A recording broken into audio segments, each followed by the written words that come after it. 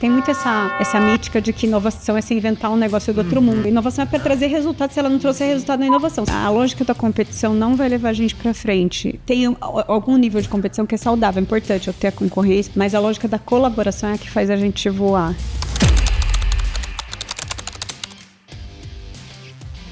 As empresas que se conectam de verdade com inovação, quando a gente traz uma coisa que é muito diferente, se você não educar, você não consegue. Muitas vezes a gente está olhando tendência de mercado, mas tem tendência que o produtor lá não está enxergando. Então a gente começou a olhar para esses resultados que vêm do campo para dentro, que vem do cliente, que vem da nossa equipe técnica, que vem do nosso parceiro comercial, que está nessa escuta lá na ponta. E isso é o nosso principal alimentador para a gente melhorar, para a gente entender o que o produto precisa evoluir, o próximo produto que a gente tem que desenvolver.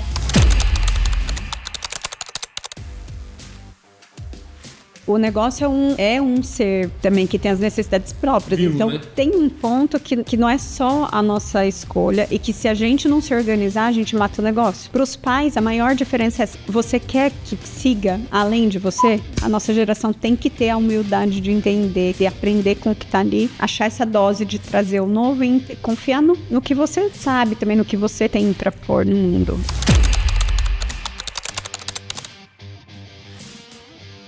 Eu formei em comunicação social, tinha o olhar da comunicação institucional, mas eu não era marqueteira e eu sabia que precisava do olhar da publicidade, do marketing mesmo, escutar o cliente, mas eu vi o que as pessoas admiravam na marca. Então, assim, a gente precisava fortalecer aquilo dentro da comunicação, mas a concorrente tá perto, tá fazendo igual. Cara, que bom que a gente tá ajudando o nosso mercado a ir para uma indústria que é mais regulada e que a inovação é um valor para nós. A gente realmente acredita que dá para fazer melhor em tudo sempre. Não vai estacionar num produto e não é só o produto, é a forma de vender, é a forma de comunicar, é a forma de fazer gestão.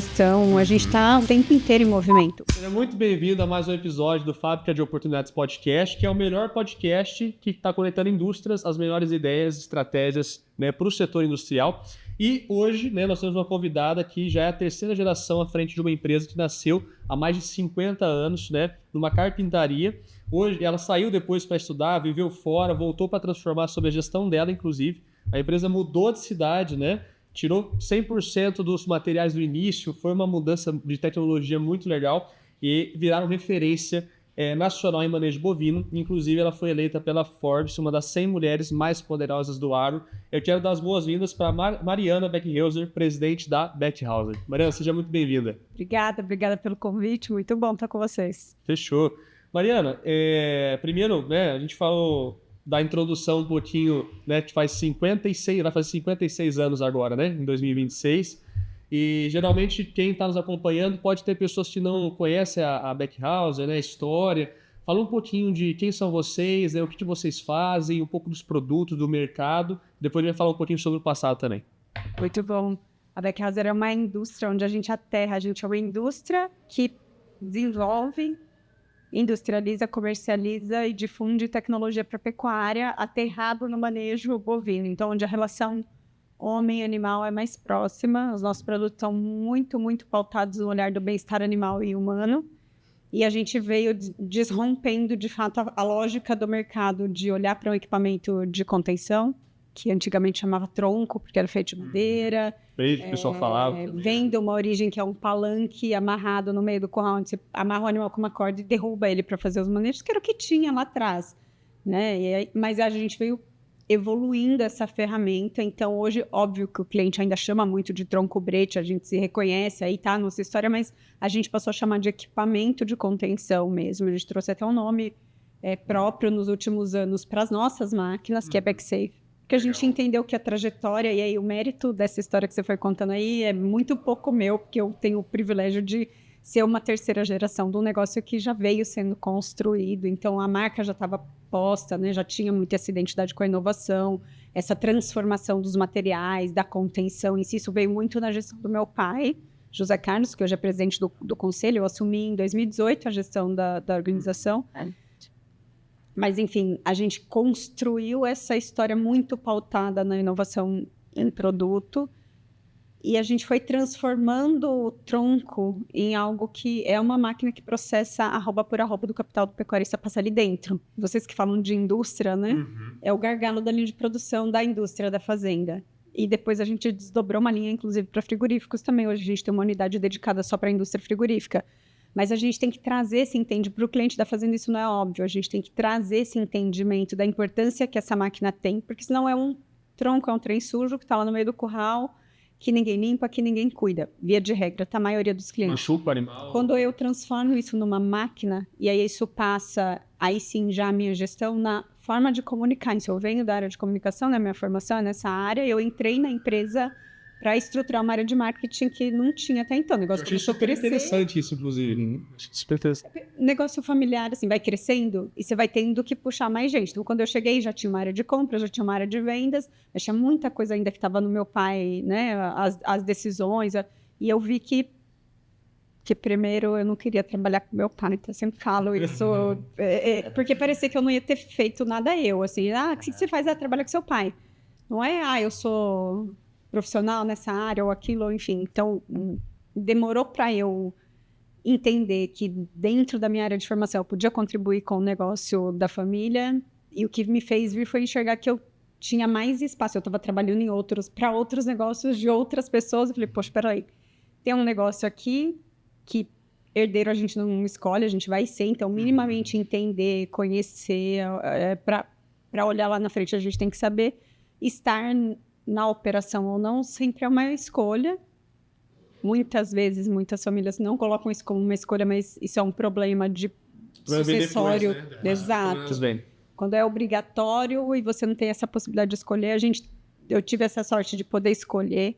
E aí eu entendi que na minha área de formação eu conseguia ajudar e, né, tirar aprender, óbvio, com o que já havia sendo feito, com meu pai mesmo, mas trazer um tanto da técnica também, do conhecimento, né, da academia, do mercado de comunicação, trazer apoios nessa área para a gente construir um caminho de marca. Então a gente passou a vender diferente do que a gente vendia, valorizar esse portfólio que já estava posto. A marca tinha muito essa identidade com qualidade, com tecnologia, com criar novidades, né? Atender uma demanda de tendência de mercado, enfim.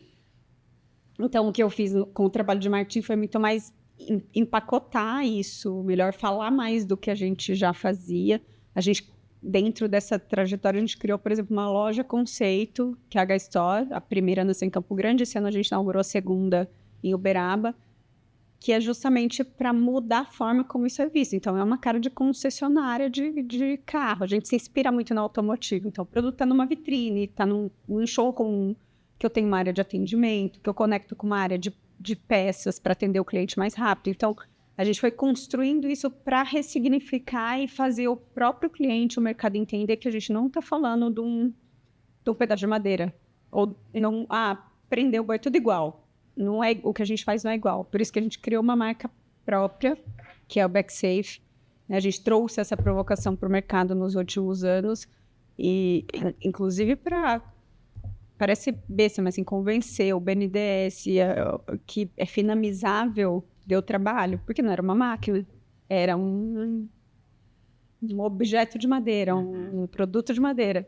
Então, isso foi uma construção longa para a gente chegar nisso. E óbvio que é um risco também, é usado quando você mexe, porque o cliente fala, eu sempre chamei disso e tá tudo bem.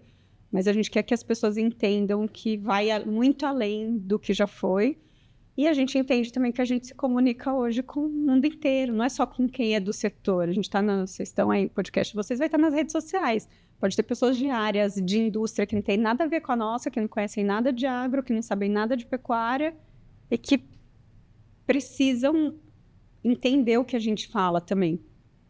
Porque, querendo ou não, são clientes, vão comer carne, Sim. Vão consumir bebidas lácteas, ou, enfim, produtos que são derivados do nosso trabalho também, de alguma forma. Então, acho que eu passei um pouco, né, da trajetória. E se tiver alguma lacuna, você vai me falando, a gente cobre. E, Mari, muito legal. Então, teve todo esse processo de ter que criar uma conscientização de mercado até, digamos, né?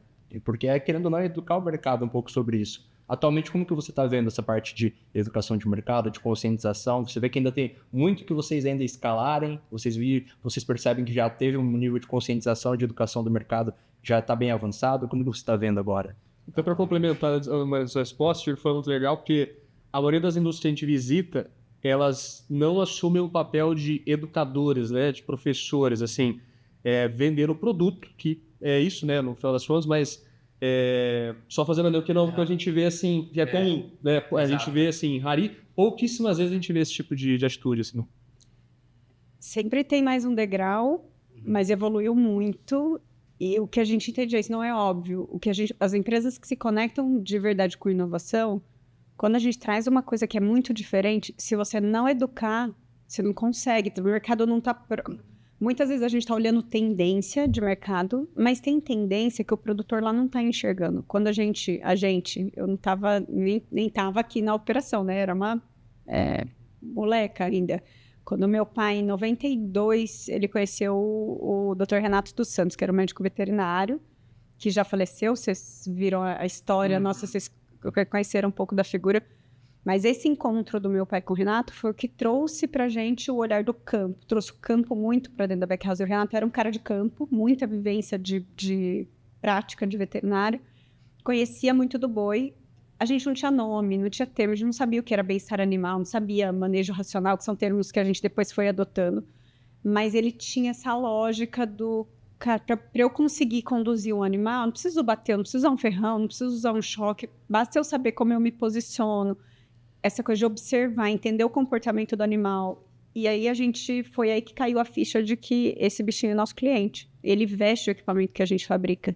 Então a gente precisa olhar para ele. Ele vai usuário final, né?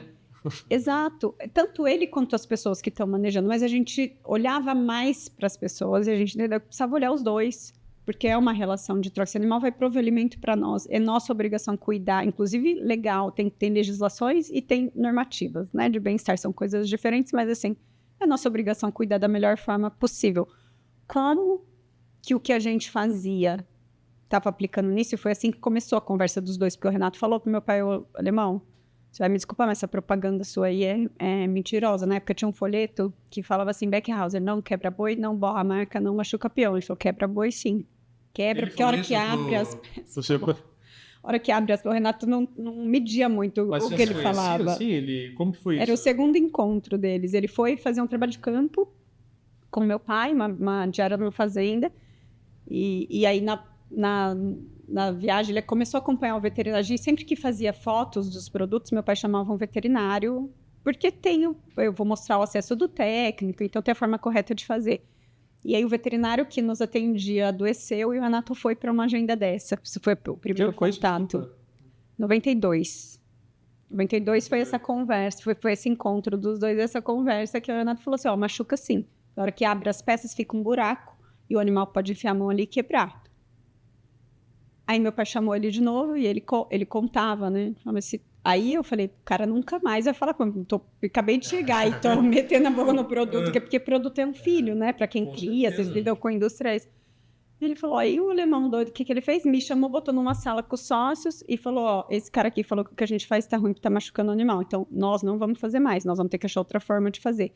E aí isso foi um gatilho, já tinha a veia de inovação, de criar coisas, isso já vem do meu avô, que era carpinteiro, que criava, né, soluções para as coisas. Mas esse olhar de entender que o boi é usuário do produto também e de aprender e estudar o animal para trazer isso no produto foi um marco muito grande de alavancar a empresa para o mercado como uma empresa que se dispõe a fazer diferente. E aí, como dito, se a gente faz diferente, a gente precisa contar para as pessoas o que a gente está fazendo, porque nem todo mundo entendia isso. Boi é um bicho bruto, é assim mesmo, eu sempre fiz assim, eu ferrou lá, ele anda e pronto. Eu sempre fiz assim, né? Então a gente precisou criar, por exemplo, manual, parece básico, né? Você compra uma televisão, vem com manual. Nenhum produto do mercado nosso tinha um manual. A gente foi a primeira empresa que criou um manual do usuário para ensinar como que usa, como que dá manutenção básica, como que limpa, como que reaperta o parafuso, onde tem que engraxar. Isso também é educar o mercado, mas a gente passou a andar, o Renato ia em feiras agropecuárias, em salas de aula, sindicato rural, a gente começou a andar dando palestra, falando disso, de manejo, e aí a gente encontrou, nesse caminho a gente encontrou com a academia e começou a dar nome às coisas, né? Começou a entender que a academia estava estudando essa história da ciência, da etologia, da ecologia animal, do bem-estar, dos sensos, como que o animal escuta, como que ele, enfim, que ruído que incomoda, como que a visão do boi funciona. E aí a gente foi beber nessa fonte para evoluir os produtos ao mesmo tempo em que a gente foi se juntando forças com a academia que já estava também estudando isso para levar esse conceito mais para a ponta. Mas assim, Isso faz mais de 30 anos, né? Olhando para trás, e a gente fez essa reflexão justamente quando completou os 30, avançou muito, muito. O mercado hoje bem-estar animal é valor no nosso mercado. Muita gente entende, porque impacta diretamente no resultado econômico. Se respeitar o espaço que o animal precisa dentro de um confinamento, esse animal vai ganhar mais peso, vai te entregar mais resultado e mais rápido. Só que isso, de novo, ciência produzindo conhecimento, e a gente sempre fez muito essa ponta do levar para a prática, da interação com a ponta. Então, hoje, já mudou muito. Mas a gente sempre tem próximos degraus, próximas barreiras. Né? E esse insight é muito legal, de você, por exemplo, tem dono de indústria que vai estar assistindo, de você não ficar longe do seu cliente final. Você tem que ter uma pessoa que está lá junto, colhendo feedbacks, e acho que esse insight de você não tem que ficar apegado ao seu produto, você tem que ficar apegado à solução que o seu produto vai trazer. Então, muitas vezes eu não posso ficar apegado sobre o que aquele produto meu é incrível, etc. Não, só vou vender, não vou mudar nada, não vou melhorar. Você estar perto do cliente para poder saber o que pode ser melhorado faz parte da inovação. E a gente não pode ficar apegado necessariamente só ao produto, mas o que ele soluciona. Se eu tenho que melhorar para ter uma solução muito boa, a gente vai estudar sobre isso. Então, isso daí acho que naturalmente transformou vocês, né? Transformou vocês. Perfeito. A nossa principal fonte é o campo. A gente sempre está a serviço, né? Não importa qual é a área que você trabalha, você sempre está a serviço do outro. Então, o cliente, o cara que usa, o animal, porque daí a gente começou a medir, inclusive com a academia, isso. Velocidade de saída dos animais do equipamento. O animal tem vários indicadores que mostram se a gente está atendendo ou não está atendendo os requisitos. Índices de prenhez, que daí é resultado mesmo, né, num trabalho de inseminação artificial, por exemplo, monitorado, se esse animal está sendo bem contido, se a ferramenta está adequada, isso reflete. Então, a gente começou a olhar para esses resultados que vêm do campo para dentro, que vem do cliente, que vem da nossa equipe técnica, que vem do nosso parceiro comercial, que está nessa escuta lá na ponta. E isso é o nosso principal alimentador para a gente melhorar, para a gente entender o que o produto precisa evoluir, qual que é o próximo produto que a gente tem que desenvolver. Os animais, a genética está evoluindo, o animal vai mudando de dimensão. A última grande mudança, talvez, que a gente fez na nossa linha, é que a gente teve que redimensionar espaço interno do equipamento. Então, assim, nunca está pronto, nunca está, eu posso, né, deitar em berço esplêndido e... Não, isso é vivo, a gente tem que estar com o ouvido atento para o que o mercado está trazendo, para a gente continuar evoluindo. Fazer parte da cultura da empresa. E a gente ouve muito assim que o dono, né, a liderança tem que estar só no estratégico, só nas reuniões de diretoria, não tem que estar próximo do que está acontecendo, né? Porque, por exemplo, isso foi em 92, você falou, né? Quando teve esse primeiro choque ali, foi o Renato, né? Sim. Já era uma indústria de 22 anos. Não era uma empresa que começou agora, então vocês já tinham, né? Já tinham nome, os clientes. E aí vocês tomaram uma decisão de falar assim, o que a gente fez até agora, beleza, mas daqui para frente vai ser diferente.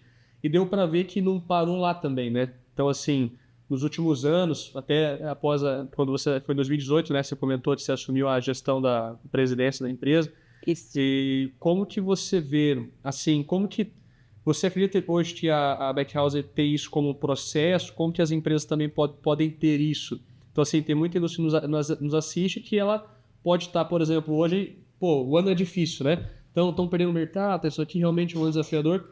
Só que muitos estão fazendo as mesmas coisas há muitos anos, né? O mesmo produto se apegou. Como que você vê, talvez, uma indústria que não tem o DNA de vocês começar a ter um processo, são decisões? Como que você enxerga isso, talvez, para alguém que não está nesse momento que vocês estão hoje?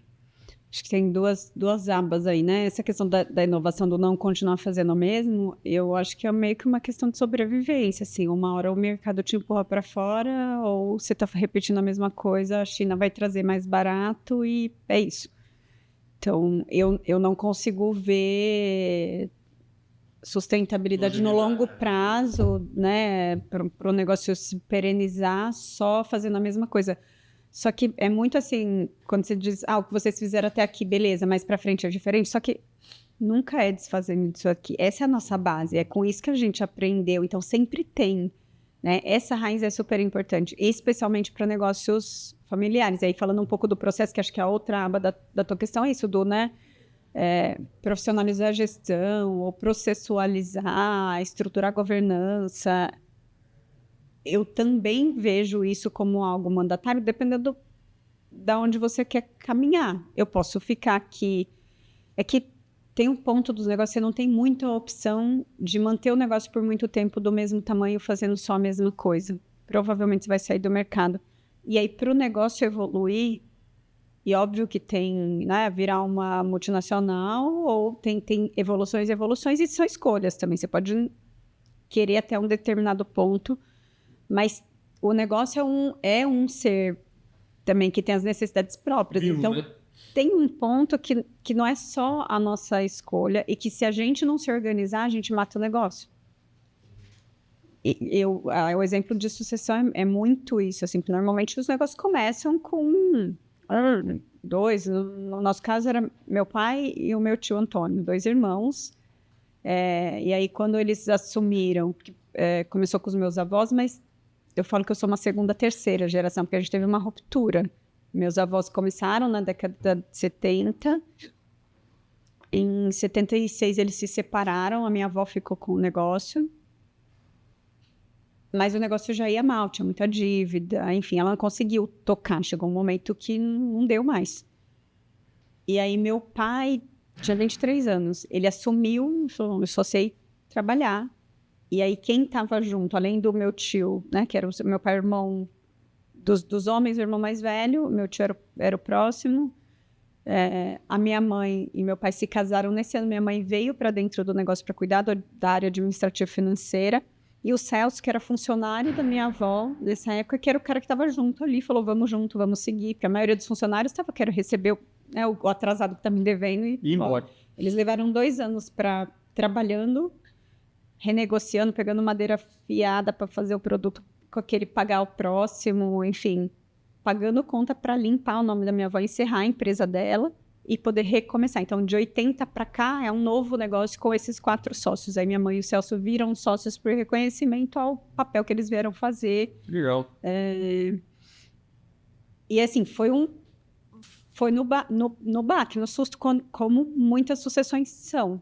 A nossa geração, a gente já teve uma oportunidade de olhar para isso, porque daí vai aumentando, né, cara? Como eu falei, começou com os 2, já são 4, mas a gente está falando de 3 ramos familiares, né? Mas cada um tem filhos, e aí os filhos começam, naturalmente, eles começam a vir para o negócio. Daqui a pouco você tem um monte de gente para sentar em volta da mesa, e se não estabelecer uma rotina, se não tiver uma cadência de criar um conselho, ter uma esfera de quem decide o quê, quais são os papéis, se não organizar, vira, às vezes, briga besta ou briga de ego, ou, enfim, e mata um negócio que poderia ir além. Então, pra gente, e na minha visão, isso é uma necessidade de organizar-se e algo que ajuda demais a evitar dores do caminho de desenvolvimento. Não tem como se desenvolver sem ter dor, né? A sociedade evolui nas crises, a gente também evolui nas crises, ser humano, o negócio não é diferente. Mas quanto mais a gente se prepara, né, se planeja para isso, melhor a gente passa por essas etapas de desenvolvimento. Muito legal. E só para entender também, assim, né, você falou como foi a história da primeira para a segunda geração, como que foi a tua entrada no negócio, ou até um pouco antes, como foi o seu momento pré-entrada, né? Que eu acho que você foi para outros caminhos e aí depois você falou, pô, acho que eu poderia ajudar ali também, né? A gente tem muita indústria que hoje passa por esse processo de sucessão ou não sucessão, né? Os pais têm a expectativa dos filhos continuarem, pode ser que os filhos queiram ou não. Como que foi, na realidade, de vocês esse processo? O que você pode trazer, talvez, para alguém que está passando esse momento de aprendizado? Vamos tanto um pouquinho mais como é que foi, assim, lá atrás.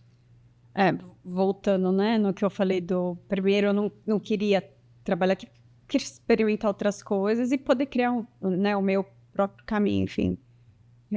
Então, eu já, durante a faculdade, comecei a trabalhar já em outros negócios, estágio, primeiro, caminho, acho que meio padrão, assim, para quem tem o privilégio de, né, ir fazer uma faculdade, assim, foi muito linear, fiz uma faculdade, tive a oportunidade de fazer um intercâmbio para fora do país antes de entrar na faculdade, que também abre um tanto de horizonte, enfim, mas tinha essa vontade de descobrir o que eu queria trilhar, e aí... Você não é de comunicação. Não é de comunicação. Eu fiz comunicação com habilitação em relações públicas em Londrina, na UEL.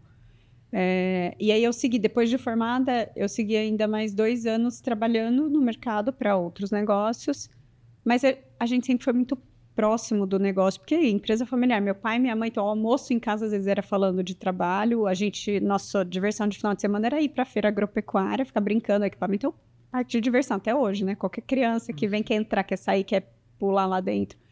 A gente ia para fazendas junto, né? Ia fazenda de cliente, enfim.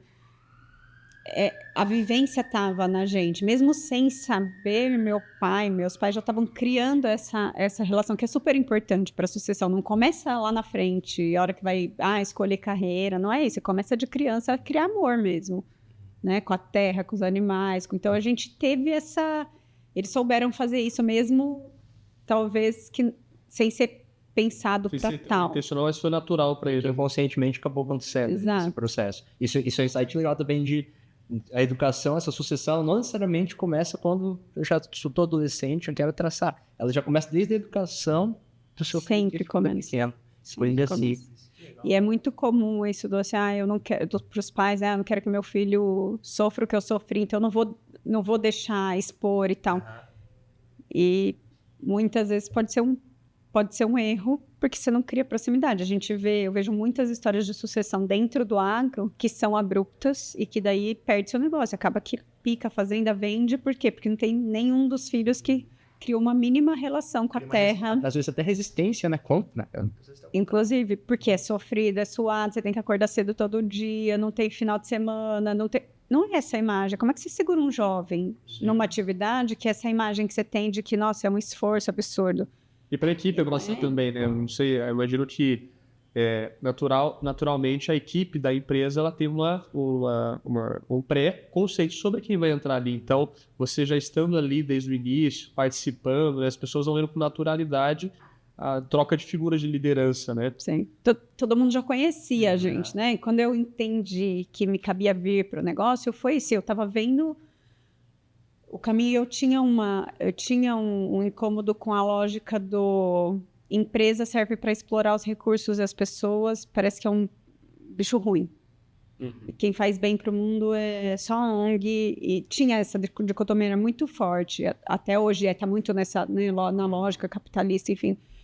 Mas isso me incomodava, porque não era o que eu via dentro de casa, né? Eu via a preocupação dos meus pais com o cuidado com as pessoas. A gente fez escola supletiva, eles fizeram, né? A gente fez, eu não estava lá fazendo. Eles fizeram escola supletiva dentro da empresa para permitir as pessoas completarem primeiro e segundo grau, porque não tinha as pessoas que não tinham. Fizemos mutirão de construção de casa, um ajudava a construir a casa do outro.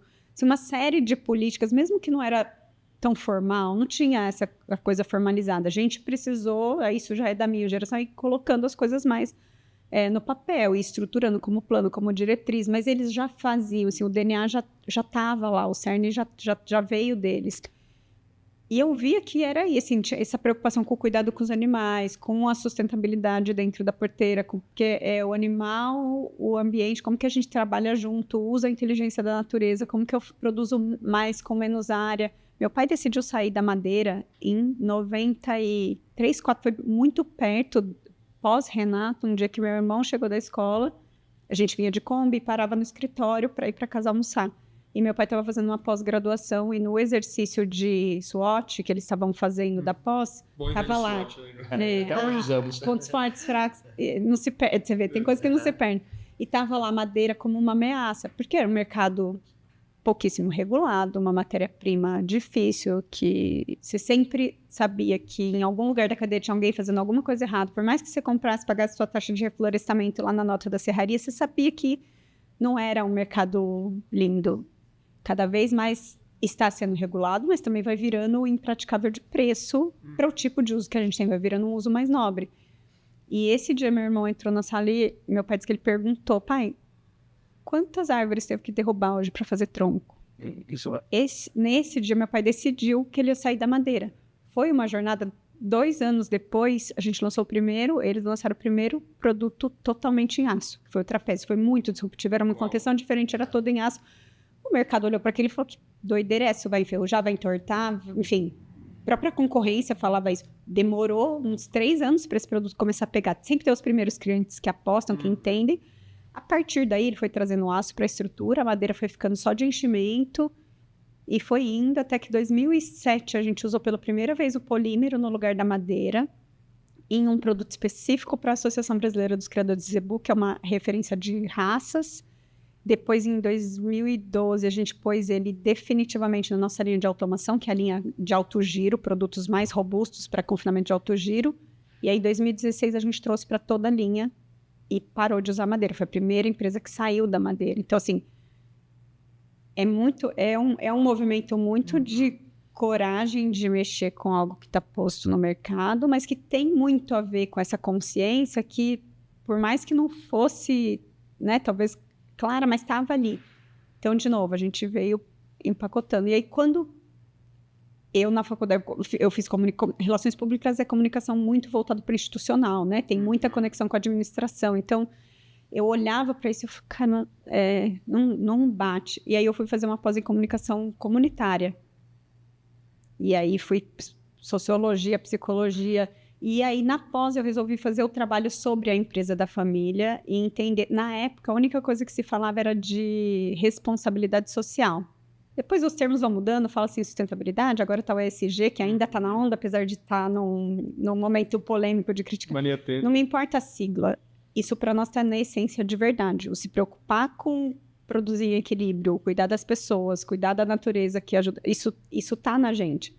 Olha, se você está gostando desse episódio, mas também quer melhorar as estratégias de marketing da sua indústria, é só escanear esse QR Code e nosso time vai estar falando com você. O Fábrica Podcast pertence ao Grupo Tríade, que é o maior especialista de vendas e marketing para indústrias do Paraná. Então, se você quer entender como o nosso trabalho funciona, é só escanear e o nosso time vai conversar com você. E o trabalho que eu fiz de conclusão na pós me fez enxergar que dentro do negócio da família eu teria a oportunidade para trazer, para imputar, para ajudar a mover num caminho de um negócio que eu acreditava que podia gerar bem para o mundo. Caramba. Que não era uma empresa que estava explorando serviço. Foi isso que fez eu decidir entrar.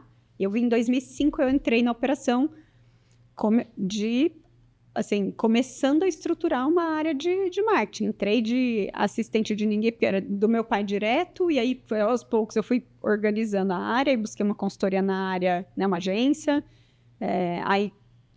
Daqui a pouco tinha alguém para me ajudar, e como empresa familiar e pequena e negócio crescendo, você cobra escanteio, corre para a área para cabecear. Então, eu comecei a ver porque eu sempre gostei muito da área de planejamento, enfim, então eu comecei a ver que tinha uma relação muito boa entre os sócios, de confiança, nunca teve uma briga, história inteira. Eram 4 sócios, né? Eram 4 sócios. Mas não tinha muito diálogo era meu pai decidindo tudo e todo mundo indo junto. E aí quando eu cheguei, eu já tinha 2 primos e os 2 filhos do Celso trabalhando na empresa, muito antes de mim, em áreas de operação, enfim. E aí eu comecei a enxergar isso e um pouco depois de mim veio meu irmão também. Uns 2 anos depois, ele se formou e já veio tocar um desenvolvimento de produto. E aí eu comecei a falar pro meu pai, falei, cara, isso não vai funcionar se a gente não organizar. Não dá para tocar, não dá para uma próxima geração com mais gente tocar um negócio desse jeito de que é um puxando e todo mundo... Lógico que tem que ter liderança, mas precisava se estruturar, um acordo de sócios, precisava clarear papéis, enfim. Isso eu comecei a provocar esse movimento dele, olhar para isso e a gente estruturar. Depois que meu irmão chegou, ele também virou meu parceiro nisso e a gente foi, de novo, buscar apoio. Eu não tenho problema nenhum de pedir ajuda, pelo contrário, eu não acho que a gente tem que resolver tudo sozinho. Meu pai vinha muito dessa escola porque foi a realidade que ele teve. Ele, com 23 anos, ele teve que pegar um negócio quebrado e falou, eu faço isso aqui, eu, sei lá, vou para o mundo fazer outra coisa, mas ele transformou aquilo. Então, quando você fala assim, cara, tem que estar no estratégico. Para um cara dessa geração isso é impossível. Ele entrou na fábrica até hoje, ele escuta um barulho, ele sabe que aquela máquina tem um problema. Eu nunca vou conseguir replicar isso. Eu preciso criar instrumento, eu preciso criar algumas formalidades, não é engessar, mas eu preciso criar algumas formalidades, até para dar segurança para a geração que está sendo sucedida, mas para criar caminho que o negócio possa seguir, independente de quem de nós está lá ou não está. Se amanhã ou depois é uma gestão profissional, nessa transição não dava para ser um gestor profissional. Isso foi entender no caminho também, porque quando eu vim para a área de comunicação, entendi que eu aportava ali, fui cutucando essa questão do reorganizar a governança, sempre eu puxei muito esse papel, mas eu não me via na gestão do negócio. Na minha lógica era meu irmão, porque meu irmão fazia mais à frente comercial, ele entrou no desenvolvimento de produto, mas logo a gente entendeu que ele tinha um potencial para comercial. dom de oratória, essa capacidade, muita conexão com o produto, que é a nossa raiz, né? Então, assim, ele tem muito esse olhar do produto, da mecânica, convence as pessoas, né, das ideias, enfim. Então, na lógica de como estava se organizando, e eu gostava de planejamento. Eu sou bastidora, eu ajudo a organizar, meu irmão vai fazer a liderança para fora. E meu irmão decidiu, nesse processo de buscar ajuda e consultoria, a gente foi fazer formações, e ele entendeu que ele precisava viver outra coisa, porque ele emendou faculdade, entrou no negócio da família e não viveu outra coisa. E aí ele falou, eu preciso de uma pausa, eu vou sair. Então, ele tomou a decisão de sair, e aí quem estava na linha de sucessão era indicada daí pelo conselho de sócios que a gente já tinha criado, ainda era incipiente, mas já tinha. E aí veio a indicação para mim. Aí eu fui, além de formação, fui fazer um coaching para me ajudar também a entender por que era eu naquele lugar, o que eu tinha para aportar ali, e fui entender o que eu tinha que desenvolver para poder ocupar aquele espaço também. Isso foi 2013. A gente começou em 2011, a gente começou o trabalho de... Na verdade, eu entrei em 2005. Em 2006, a gente contratou a primeira consultoria para trabalhar acordo societário, olhar para competências, enfim, não rolou, deu tudo errado. Em 2007, a consultoria desistiu do trabalho, falou que estava indo embora de cidade, foi muito ruim. E aí, para o meu pai, passo atrás, né? Ó, tá vendo? A gente que tem que resolver nosso problema. Não adianta ficar trazendo os outros para querer fazer o que é nosso. Então, a gente teve um hiato, e aí a gente continuou internamente, assim, mas como que a gente minimamente se organiza? A gente já começou a tentar ter cadências de conversas entre os sócios, minimamente estruturado, mas enfim, começou mesmo em casa a tentar fazer. E aí em 2011 a gente voltou, porque daí acho que foi um momento que também a gente vinha falando disso, mas bateu pro meu pai tá, eu não vou estar para sempre aqui, quem que vai cuidar disso? Eu também quero, né, não é à toa que tem os momentos, descansar no dia que o meu pai vai descansar o dia que ele morrer, ele não para quieto, ele está sempre inventando alguma coisa, é muito dele, mas assim, não é mais você estar ali fazendo a mesma coisa todo dia naquele negócio, ele tinha mais para experimentar, tinha mais coisas para fazer, e ele queria colocar a energia dele em coisas mais estratégicas, diferente do que era ali o lugar na operação. E aí a gente foi conhecer um outro trabalho de consultoria, que foi um encontro para nós, assim, que tem consultorias muito boas nessa área, e a gente comparou, né, o Cabral, por exemplo, mas a gente encontrou nessa consultoria, chama Adigo. Eles nasceram quase que de dentro da Price, que é uma das maiores consultorias do mundo, na época do bug do milênio, que, assim, técnica, mas o lidar com o bug que isso gerava nas pessoas não rolou. Então, a Digo nasceu vendo um olhar da antroposofia, que, enfim, aí a conversa é muito comprida, não vai caber nesse podcast, mas vai ter parte 2, com certeza. Vou tentar encurtar. Assim, é um olhar que traz... Isso que eu falei, assim, o negócio é um ser vivo, a antroposofia traz esse olhar, assim, o ser humano tem fase de desenvolvimento, as organizações também. Então, a gente foi conhecer desse universo, veio trazendo isso para dentro e nos ajudou muito. Então, eu fui fazer uma formação com eles, meu irmão também foi. A gente trouxe a consultoria para nos apoiar nesse trabalho de revisão de planejamento estratégico com todos os sócios, enfim. E aí, em 2013, dentro desse... Foi um trabalho longo, né? E em 2013, dentro desse tempo, que foi quando meu irmão decidiu que ele sairia da operação. E em 2006, quando a gente trouxe o primeiro trabalho já, mesmo que não funcionou, foi onde meu tio encontrou espaço para ele se colocar. Ele falou, não quero mais estar aqui. Eu não quero mais estar na operação. Então, meu tio, que era mais novo que o meu pai, ele saiu da operação antes. Em 2007, ele saiu da operação. Ele se aposentou da empresa, ele foi para fazenda, foi fazer outras coisas. E aí, quando a gente volta com essa consultoria de 2011 para frente, também dentro, né, embarca todos os sócios, cônjuges, herdeiros, mesmo quem não está no negócio, porque traz todo mundo, depois gestores, né, o pessoal da operação, para ouvir, para fazer um diagnóstico a fundo, enfim, construir, pavimentar o caminho para frente. A gente entendeu que assim, não tinha um alinhamento de visão, assim, a energia que precisava para a visão que a gente queria ir, a gente... ramo familiar do meu pai e o Celso muito junto, assim, meu tio, ele falou, eu não quero nem sentar na mesa para discutir estratégia, eu não quero participar mais. Então, ele queria sair da sociedade, mas não achava o caminho. Então, a gente construiu esse caminho de saída da sociedade, do meu tio, e junto com isso, eu fui sendo preparada. Daí, em 2015, eu virei uma espécie de trainee de presidente, a gente chamava de vice-presidente executiva, que era para eu ir aprendendo com meu pai E a partir de 16, praticamente, eu já estava tocando a operação, assim, ele foi me passando a bola, e aí 18 eu assumi efetivamente, e ele foi para a presidência do conselho. Teve toda uma jornada, né, Maria, para eu conseguir fazer essa transição ali. E conversando ali com muitos clientes no ramo de indústria, a gente vê que tem muitas empresas que estão nesse processo de transição. E tem tanto um desafio dos pais sentirem segurança de fazer essa transição para os filhos, de sentir confiança, quanto dos filhos eles quererem mudar algumas coisas, tem muita vontade de mudar e tem muito desafio de mudar, e que os pais têm resistência.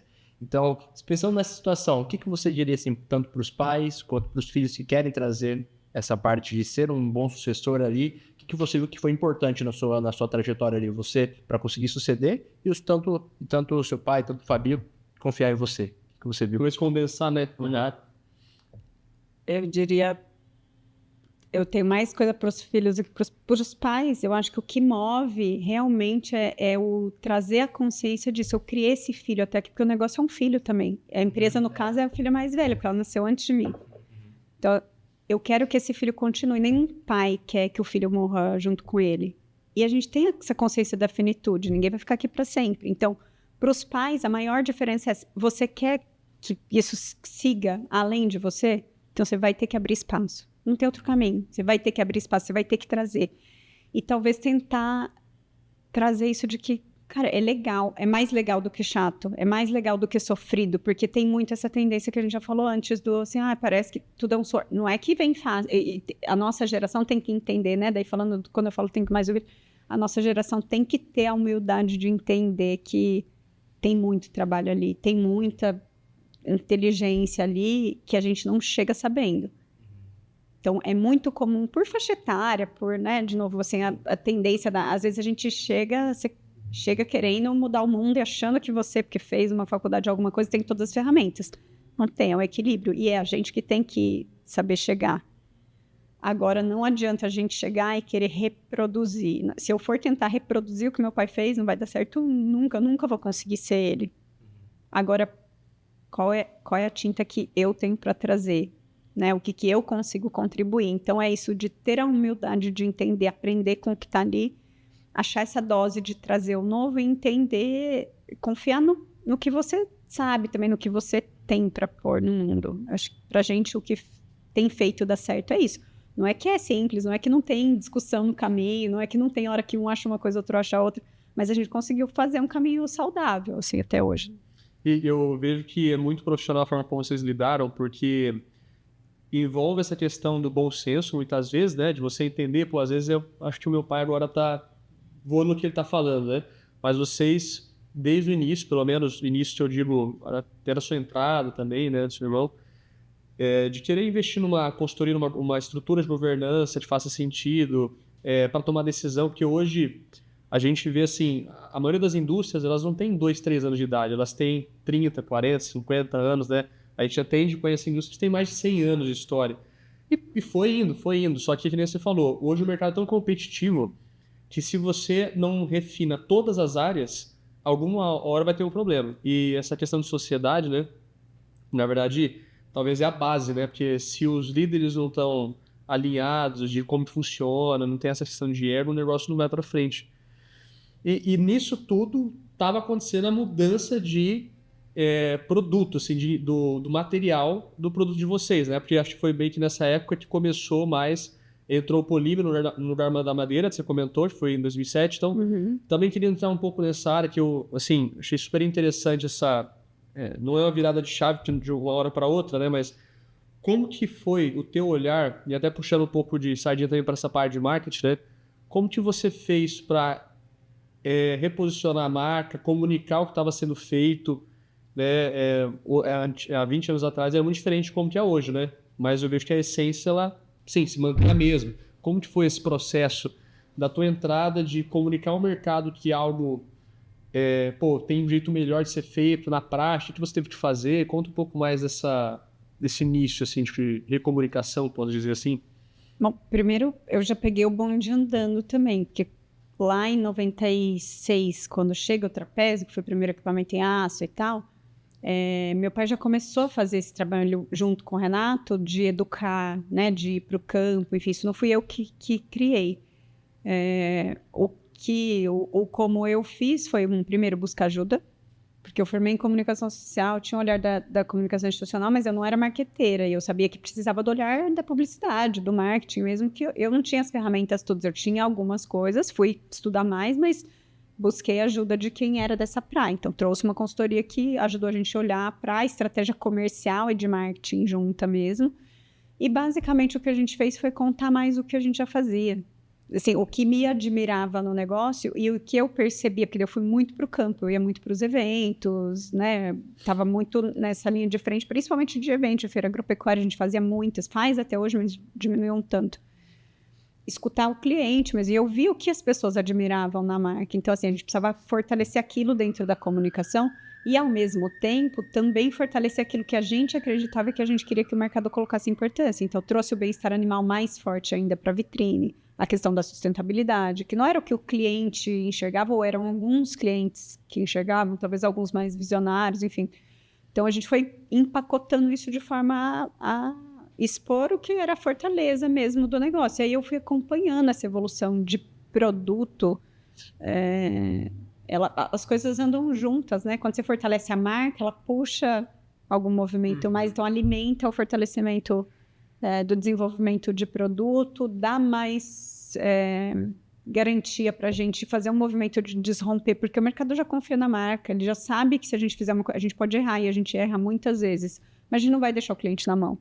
Se a gente erra, a gente volta atrás, a gente vai lá e conserta, a gente assume garantia. Então, o cliente já entendeu isso. Então, pera lá, a Beckhauser está trazendo... Não estou dizendo que é todo mundo, óbvio, mas muitos clientes que já conheciam a marca, a Beckhauser está trazendo esse polímero aqui, vamos experimentar. Então, teve clientes que apostaram porque apostam na marca.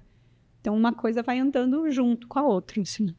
Teve um momento que você viu assim, agora o mercado abraçou, ou ainda não chegou, como que é a tua leitura?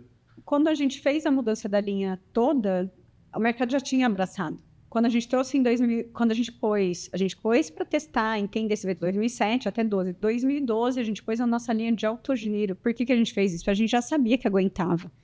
E a gente sabia que a barreira no mercado era puramente de preconceito, porque o cara estava acostumado com a madeira. Não era uma barreira técnica, era uma barreira de impressão. Então, o que a gente fez? A gente botou num cliente que já era mais tecnificado, que já tinha uma visão de pecuária como negócio, de custo-benefício, de ferramenta, que já olhava aquilo como uma máquina que processava arroba. Então, a hora que a gente botou nesse cliente e o cliente do produto manual, que é um volume de manejo menor, viu que aquele cliente funcionou, já estava pronto. Então, de 12 até 16. 16, quando a gente colocou, rapidinho o mercado parou de comprar o de madeira, a gente tirou de linha. E outros começaram a fazer também, né? Vocês abriram todo mundo, Luciano. Mas, cara, que bom.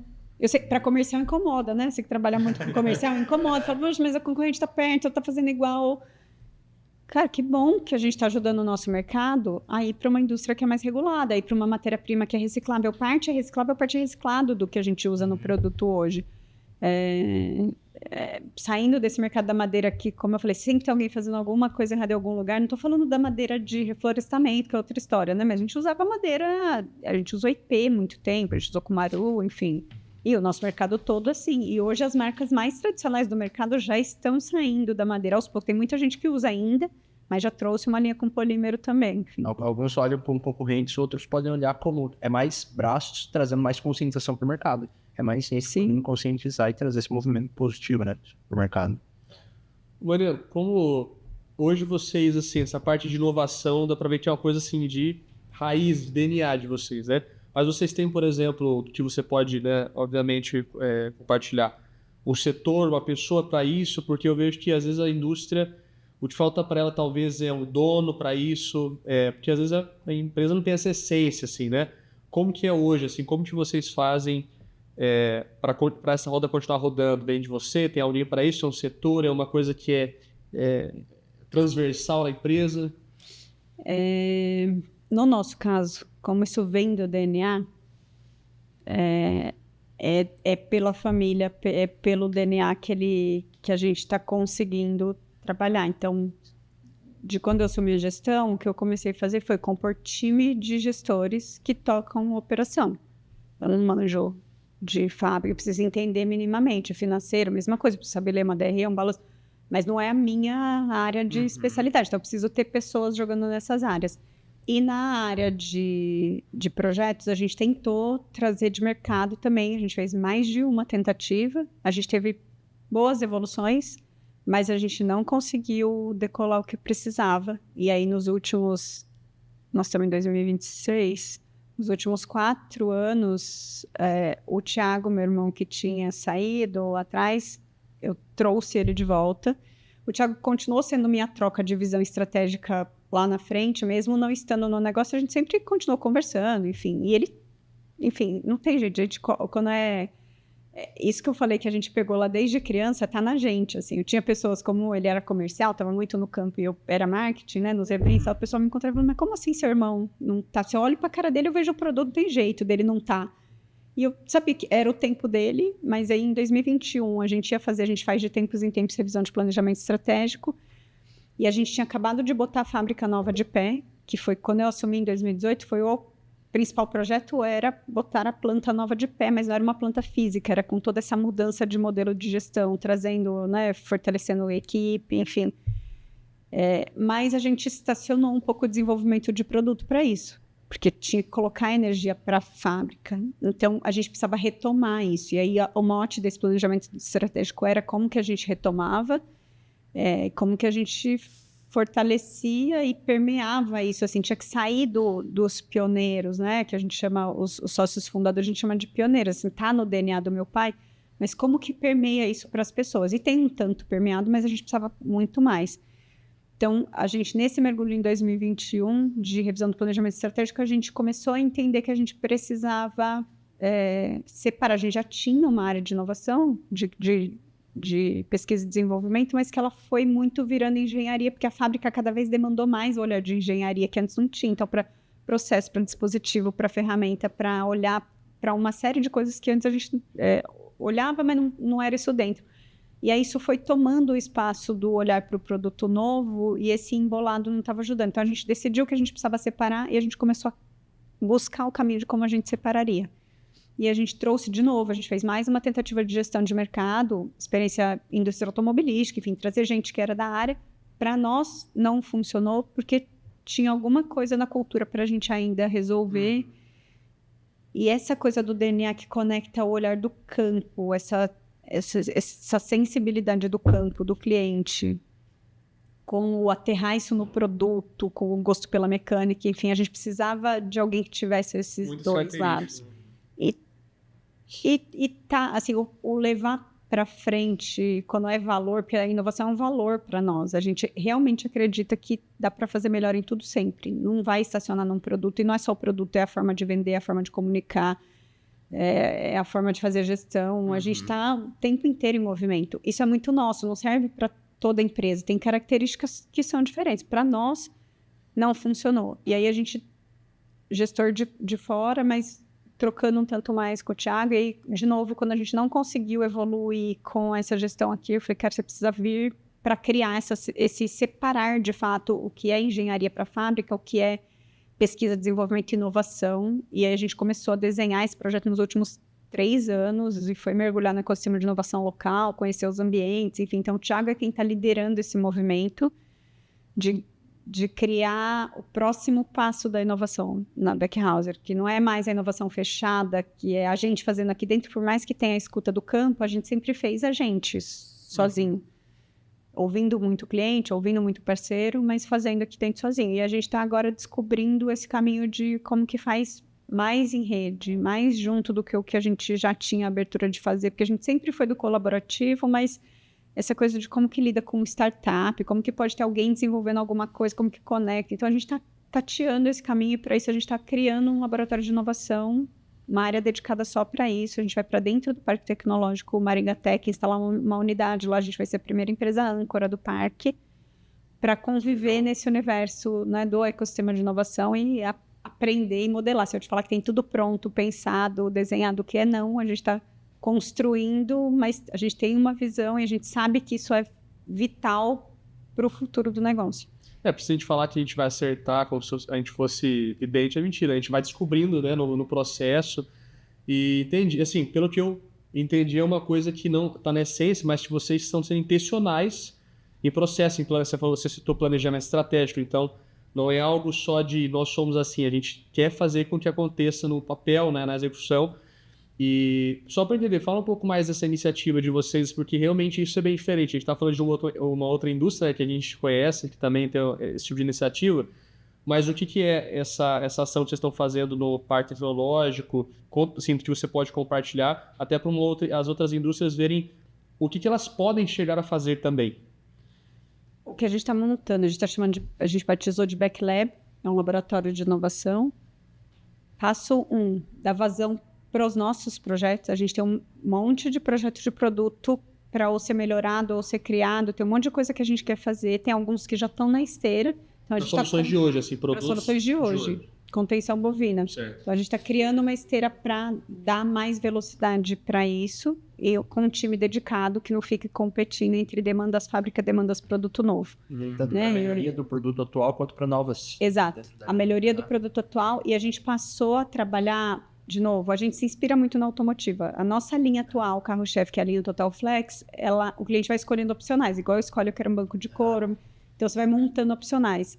Então, é uma linha que ela permite essa atualização também. Então, a gente passou a fazer isso, está vindo agora com o Thiago, a gente ainda está assentando mais movimentos de pacotes de atualização, como se fosse o carro do ano, né? Então, eu tenho a versão 2026, a versão 2027, a gente está indo nesse caminho. Ao mesmo tempo, a gente tem outras linhas. A gente tem uma linha de produto nascendo para pequeno produtor, que já foi uma primeira experiência de construção conjunta que a gente fez em parceria com o Senai. O projeto todo, ele ainda não está no campo, é um produto que a gente está terminando de validade, já foi para campo, para testes, voltou, a gente mexeu, foi.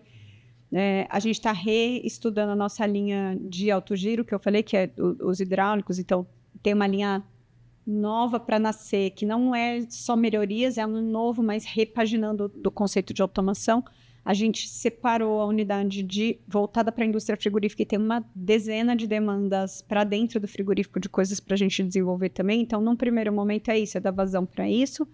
Ao mesmo tempo, a gente se abriu para já experimentar alguns projetos em parceria. Além desse do Senai, a gente tem mais um projeto rodando em parceria com uma consultoria e software, que é uma empresa aqui de Maringá também, que são parceiros.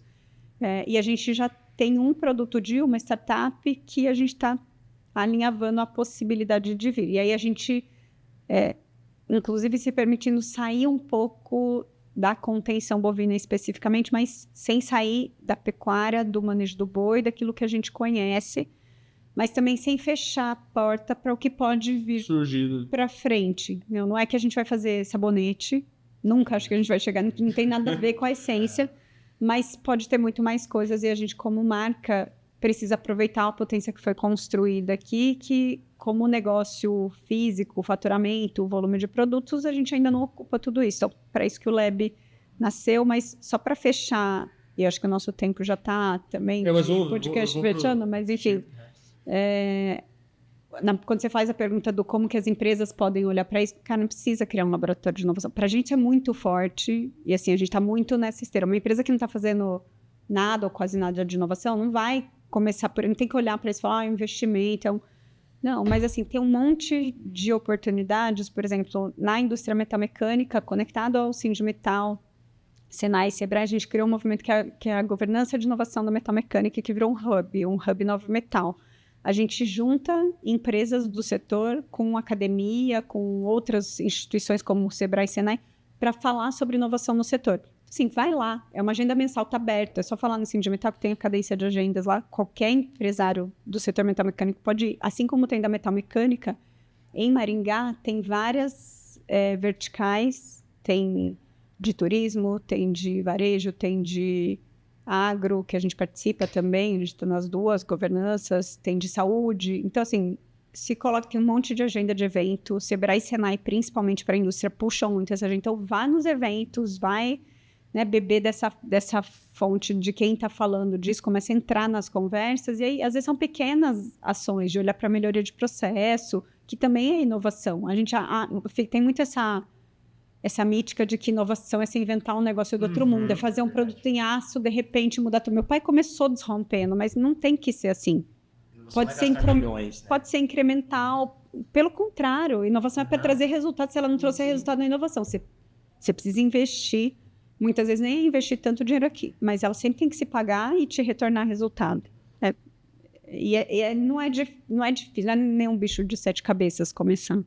Muito legal. E assim, até para antes de partir para o encerramento, eu gosto muito da forma como vocês lidam para buscar a solução para uma dor e não se apegar ao produto especificamente, mas vocês são bem fiéis, assim, eu vou melhorar muito isso aqui. Porque tem muita indústria que ela vai se perdendo ao longo dos anos, assim, o que vai aparecendo, né? Teve muita pandemia aqui do nada, vou focar só em álcool em gel aqui.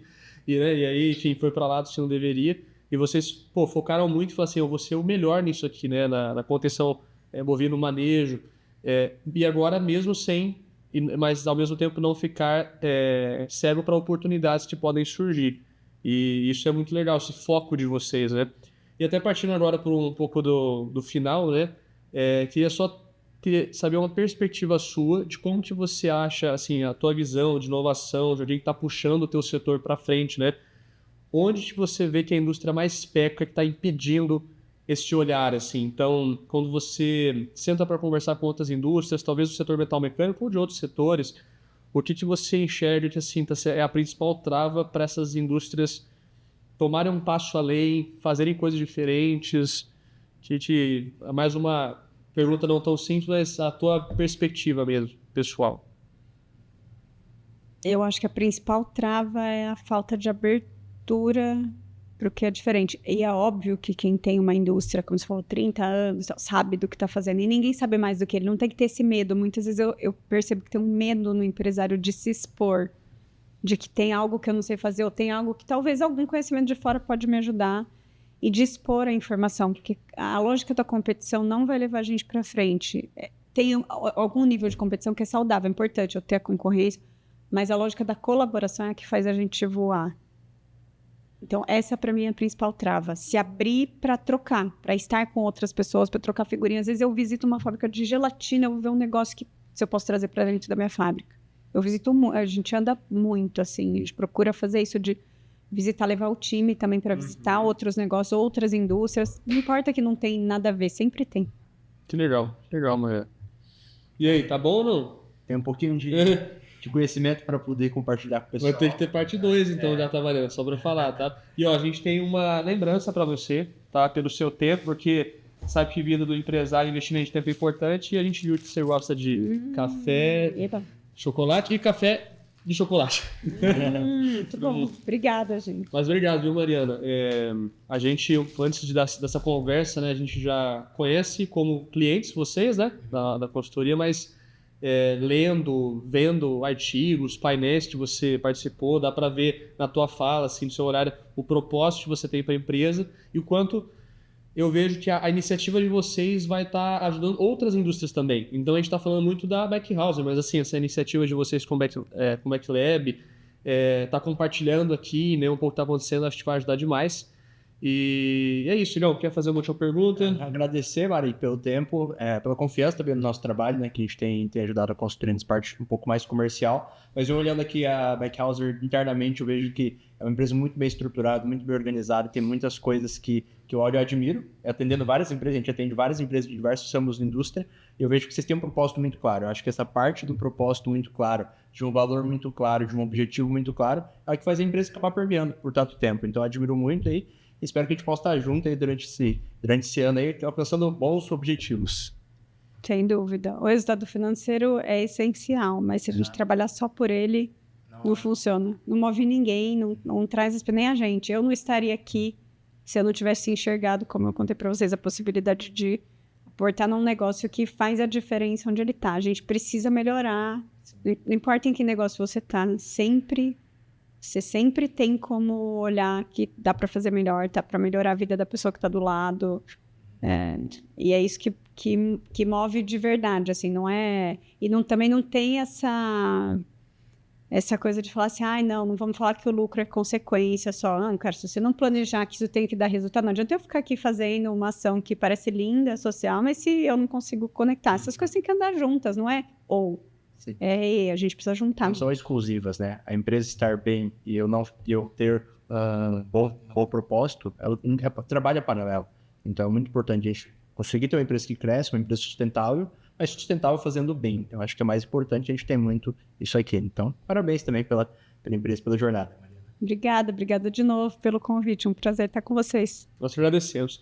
E você que nos acompanha, muito obrigado, tá? Acompanha a Backhouse nas redes sociais, a Mariana também. Não sei, Mariana, você tem alguma rede que você publica mais coisas? Quer comentar um pouquinho?